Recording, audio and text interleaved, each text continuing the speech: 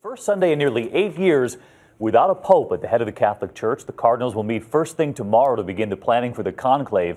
But even before their secretive selection begins, a stunning new apology from a well-known cardinal.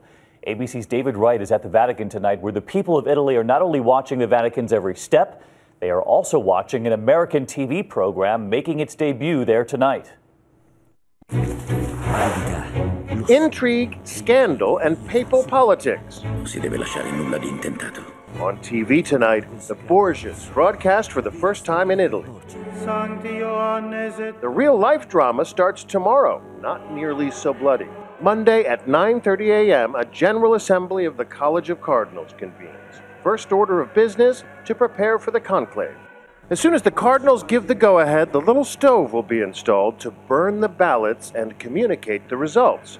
Black smoke means no pope, white smoke for a new pope. While those preparations are taking place, the Cardinals will discuss the issues the new pope will face. These daily meetings, before they go under lock and key, theoretically are off limits. We will be reading tea leaves. We likely won't be told who said what, or even who spoke.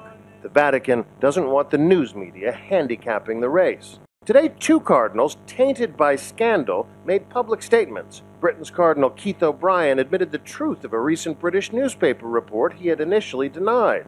There have been times, he said, that my sexual conduct has fallen below the standards expected of me as a priest, archbishop, and cardinal.